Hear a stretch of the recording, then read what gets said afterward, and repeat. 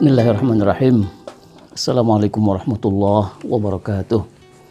Alhamdulillahirabbil alamin wassalatu wassalamu ala asyrafil anbiya wal mursalin wa ala alihi wa sahbihi ajma'in. Amma ba'du. Bapak Ibu, teman-teman, saudara sekalian, alhamdulillah kita berjumpa lagi. Kali ini yang akan kita bahas dari buku Nasaihul Ibad adalah nasihat yang nomor 44. Masih merupakan nasihat yang terdiri dari 3 hal, karena memang buku ini ciri khasnya seperti itu, ada 2, 3, 4 dan seterusnya. Sekarang kita masih pada pembahasan yang nasihat yang mencakup atau memuat 3 hal pokok. Pada nasihat yang ke-44 ini disebutkan, tidak disebut siapa ulamanya, tapi di sini disebutkan hukama. Orang-orang bijak dahulu mengatakan bahwa samrat ma'rifatillah itu ada 3. Samrah itu artinya buah. Buah dari ma'rifah kepada Allah, mengenal Allah, itu akan membuahkan sekurang-kurangnya 3 hasil atau 3 hal utama. Apa sih itu? Yang pertama adalah al-haya minallah, menimbulkan rasa malu. Nah, sebelum membahas itu, kadang-kadang kita perlu mengingat kembali apa sih ma'rifatullah. Kalau kita baca buku-buku tasawuf, buku-buku tarekat, kadang-kadang ma'rifatullah itu begitu tinggi, begitu susah dijangkau, level yang sangat tinggi yang seolah-olah orang awam, orang biasa sulit untuk mencapainya. Nah, mungkin memang ada benarnya bahwa untuk mengenal Allah kita perlu melalui tingkatan-tingkatan, melewati jalan-jalan tertentu, ada makom-makom tertentu yang harus kita lewati, tetapi tidak berarti kemudian orang-orang biasa yang tidak menempuh turukat atau tarikat semacam itu tidak mengenal Allah, tidak. Salah seorang ulama seperti As-Safaraini, itu ulama dari mazhab Hambali, muhaddis, faqih, usul fikih juga, menguasai banyak ilmu keislaman. Hidup di tahun 1114 lahirnya, kemudian wafatnya sekitar 1180 sekian Hijriah. Nah, itu beliau mengatakan bahwa ma'rifatullah atau mengenal Allah itu adalah mengakui wujudnya, mengakui wujud Allah, menyadari wujud Allah dengan segala sifatnya yang sempurna. Nah, dengan pengertian yang sederhana itu sebetulnya begitu orang mengaku la ilaha illallah, dia mengaku tiada Tuhan selain Allah, itu sudah mencapai ma'rifat, sudah tahu Allah untuk tingkatan dia, untuk level itu. Nah, memang mungkin berbeda-beda antara satu orang dengan orang yang lain, antara orang awam dengan orang yang punya ilmu. Tingkat pengetahuannya terhadap Allah itu memang mungkin boleh jadi berbeda-beda, tetapi tidak berarti bahwa untuk mencapai ma'rifatullah, mengenal Allah itu harus melalui jalan itu. Tidak. Bahwa orang yang sederhana pun ilmu pengetahuannya, pendidikannya, dia bisa dikatakan sudah memiliki ma'rifatullah sejauh dia meyakini wujud Allah Subhanahu wa taala. Itu wujud Allah dengan segala sifatnya yang sempurna. Nah, karena itu tidak heran kalau kita temukan ada kisah-kisah umpamanya anak kecil bisa mengingatkan orang tuanya yang berbuat yang hendak berbuat maksiat. Umpamanya ada kisah pada zaman Umar menjadi khalifah, itu ada seorang ibu yang berusaha menyuruh anaknya itu untuk mencampur air dengan susu yang akan dijual supaya jualannya banyak, untungnya bisa lebih besar. Tapi anak itu mengatakan tidak, karena walaupun sang khalifah tidak melihat kita pada saat membuat mencampur susu itu, tapi Allah melihat kita. Nah, pada level tertentu anak itu juga sudah dikatakan ma'rifatullah, dia sudah mengenal Allah dengan levelnya yang semacam itu. Jadi saya kira tidak perlu kita mempersulit masalah ma'rifatullah ini harus sedemikian rupa melalui tarekat sedemikian rupa, tidak. Karena pada tingkatan-tingkatan apapun orang yang mengakui wujud Allah dengan sifat-sifatnya yang sempurna itu sudah bisa dikatakan sebagai orang yang mengenal Allah. Nah, buah dari mengenal Allah itu ada 3 sekurang-kurangnya. Satu adalah al-haya minallah. Haya itu artinya malu. Malu kepada Allah. Apa sih malu kepada Allah? Nah, ada yang menjelaskan bahwa malu kepada Allah itu artinya teguh untuk tidak berbuat maksiat. Baik di saat keramaian dilihat orang ataupun di saat tidak dilihat orang. Pokoknya selama Allah melarang perbuatan ini, saya tidak akan melakukan apa yang Allah larang itu. Apapun keadaannya. Nah, itu teguh. Malu kepada Allah antara lain maknanya seperti itu. Karena itu orang yang ma'rifatullah dengan pengertian semacam ini tadi, kemudian dia malu kepada Allah, dia sama saja bagi dia itu dilihat orang atau tidak, keadaannya kaya atau miskin, susah atau senang, dia selalu berusaha untuk tidak berbuat maksiat atau sesuatu yang tidak disukai oleh Allah Subhanahu wa taala. Dia akan berusaha untuk selalu taat kepada Allah. Nah, ini nanti erat kaitannya antara haya ini dengan takwa. Cinta kepada Allah juga, yang semua 3 hal yang akan kita bicarakan di sini itu kaitannya erat sekali dengan takwa. Jadi ketakwaan seperti pernah disebut dalam hadis Nabi Muhammad SAW itu ada di sini, di dalam hati, di dalam jiwa. Artinya orang yang menyembah Allah, orang yang beribadah kepada Allah atas dasar takwa, itu pertimbangannya adalah hati nuraninya, bukan pertimbangan orang, bukan pertimbangan yang lain. Nah, karena itu kita ingat dulu ketika pada masa awal-awal Nabi Muhammad SAW di Madinah, kita tahu dalam sejarah ada perintah untuk mengalihkan kiblat pada saat sholat. Yang tadinya menghadap Baitul Maqdis, kemudian Nabi diperintahkan untuk membalikkan wajahnya atau mengarahkan sholatnya itu ke arah Masjidil Haram. Nah, ketika itu banyak orang yang tertipu dengan formalitas. Ini gimana nih Nabi kok tadi kita udah benar-benar sudah enak sholat menghadap Baitul Maqdis, kok sekarang ke sana harus ke Mekah gitu. Jadi seolah-olah mereka risau gitu. Mereka risau dengan perpindahan yang semacam itu.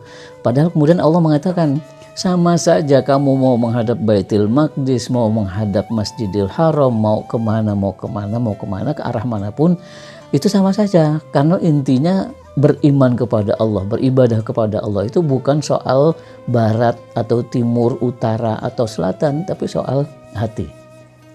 Nah, ini berkaitan pula dengan keadaan kita sekarang pada saat ada pandemi corona semacam ini, di mana ada anjuran untuk tidak berkerumun untuk menekan penyebaran virus itu.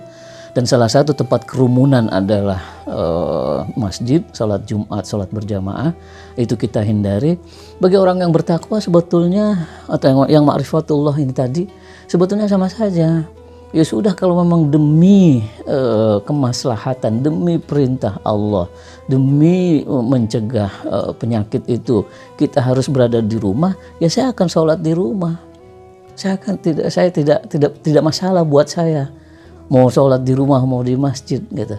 Jadi bukan formalitas itunya, tapi ketakwaan yang ada di dalam hati. Nah, haya atau malu kepada Allah itu antara lain dari begitu penjelasannya kurang lebih. Nah, yang kedua makna dari kata haya atau malu kepada Allah itu tadi teguh untuk tidak berbuat maksiat, dan kedua adalah teguh untuk selalu taat kepada Allah dalam keadaan apapun. Nah, tentu saja dalam prakteknya tidak melulu mulus atau stabil, karena Nabi sendiri sudah mengatakan dalam salah satu hadis beliau bahwa keimanan seseorang bisa naik bisa turun. Nah, itu sebagai manusia kita harus terima dan kita maklumi. Tidak ada orang yang takwanya di level 100 terus. Kalau kita buat rank dari 0 sampai 100, orang yang levelnya di 100 terus, nah itu hampir tidak ada. Suatu waktu dia pasti akan turun menjadi 90, 80, kemudian dia meningkat lagi mendekati 100 dan seterusnya. Nah, itu satu ya, samroh atau buah dari ma'rifatullah, mengenal Allah adalah adanya rasa malu kepada Allah. Nah, rasa malu itu antara lain bentuknya teguh untuk tidak berbuat maksiat dan teguh untuk selalu taat kepada Allah. Taat kepada Allah berarti taat pula kepada nabi-nabinya, taat pula kepada ulama-ulama yang memang sejalan mengikuti jejak atau ajaran Nabi Muhammad SAW. Yang kedua, buah dari ma'rifatullah ini adalah al-hubbu fillah. Cinta fillah. Cinta fillah ini cinta di jalan Allah. Memang ada yang memahami ini al-hubbu fillah, ini artinya cinta kepada Allah. Bisa cinta kepada Allah atau cinta atas dasar Allah. Jadi bukan hanya cinta kepada Allah. Al-hubbu fillah itu cinta atas dasar Allah Subhanahu wa taala. Artinya kita bisa cinta kepada sesama makhluk karena merasa sama-sama makhluk ciptaan Allah. Nah, karena itu juga bisa kita mengerti. Ada orang yang melihat hewan tersiksa, kehausan, lalu dia bantu, dia carikan minum, dia kasih minum hewan yang kehausan itu dasarnya apa? Cinta kepada makhluk itu karena merasakan bahwa kita sama-sama makhluk. Kalau kamu begitu kesulitan, saya pun ketika keadaan saya seperti kamu, kelaparan, kehausan, saya juga perlu bantuan. Nah, dasar itulah yang mendorong seseorang yang punya ma'rifatullah ini untuk membantu sesama makhluk, hewan kah atau manusia.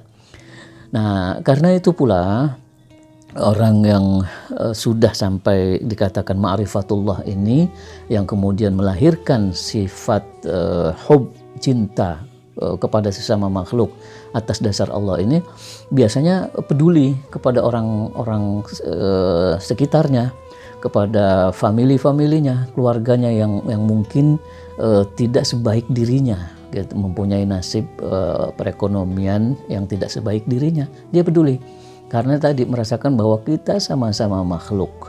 Kalau saya sekarang bernasib lebih baik, saya ingin memberi sedikit kebaikan yang ada pada saya ini kepada kamu. Nah, karena itu pula kita pernah mendengar ada riwayat, bukan hadis ini tetapi riwayat seorang wali pernah bermimpi bahwa ada orang yang tidak berangkat haji tapi justru malaikat mengatakan dia itu mendapat haji mabrur. Kok bisa orang yang tidak berangkat haji tapi mendapat haji mabrur? Karena rupanya dia sudah menabung, mengumpulkan uang, ingin berangkat haji. Pada saat menjelang keberangkatan, dia menemukan ada tetangganya yang kelaparan. Anaknya menangis, berhari-hari mereka tidak makan. Dan ibunya memasak bangkai yang ditemukan di jalan, sekedar untuk menutup rasa lapar si anak yang menangis itu. Nah, dia tergugah hatinya dengan keadaan seperti itu, lalu berubah niat. Yang tadinya mau berangkat haji, uangnya itu diserahkan ke keluarga itu, silakan pakai ini untuk kamu makan. Nah, rupanya begitu itu dinilai oleh Allah sebagai perbuatan yang luar biasa. Itu cinta, dia cinta kepada sesama. Saya juga nggak mau merasakan seperti yang kamu rasakan. Dia memposisikan dirinya pada posisi orang yang kelaparan itu. Akhirnya dia urung, tidak berangkat haji, uangnya diberikan kepada orang yang kelaparan itu. Dan toh akhirnya di mata Allah dia tetap punya nilai pahala sebesar pahala haji yang mabrur. Jadi sekali lagi kita perlu melihat dalam hal-hal yang semacam ini pada inti persoalan, bukan pada formalitasnya, bukan pada bagian-bagian luarnya, tapi pada inti persoalan. Yang ketiga, Bapak Ibu sekalian, buah dari ma'rifatullah adalah al-unsu billah. Al-uns itu artinya merasa ingin selalu dekat, berdampingan. Nah, al-unsu billah artinya pengen selalu dekat dengan Allah.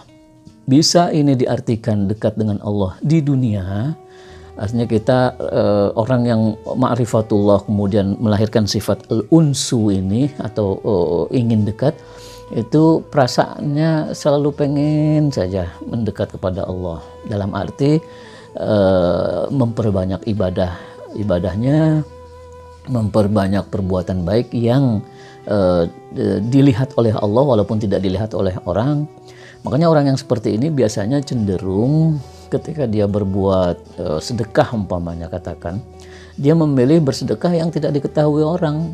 Karena satu tujuan utama dia adalah saya ingin selalu dekat oleh Allah, dekat dengan Allah. Nah, upaya untuk dekat dengan Allah itu kan menjauhi riya, menjauhi perasaan ingin dipuji orang. Nah, akhirnya dia berusaha untuk melakukan kebaikan-kebaikan itu secara diam-diam, tidak diketahui oleh orang banyak. Akibat dari atau buah dari ma'rifatullah tadi itu al-unsu billah, selalu ingin dekat dengan Allah Subhanahu wa taala. Nah, inilah 3 hal yang merupakan buah dari ma'rifatullah. Kita kembali kepada pengertian ma'rifatullah tadi, bukan seperti yang kita temukan di buku-buku tasawuf atau tarekat yang mungkin jauh atau terlalu tinggi, susah dijangkau. Tidak, ini ma'rifatullah ini siapapun bisa mencapai tingkatan itu, walaupun orang yang baru sekedar melafalkan la ilaha illallah Muhammadur Rasulullah, mengakui syahadat bahwa tiada Tuhan selain Allah. Itu, saya kira itu 3 hal yang mudah-mudahan bisa menambah wawasan kita, menambah ketaatan kita kepada Allah dari nasihat yang ke-44 dari buku Nasha'ihul Ibad ini. Kita lanjutkan pada kesempatan yang akan datang, insya Allah. Terima kasih dan mohon maaf. Wassalamualaikum warahmatullahi wabarakatuh.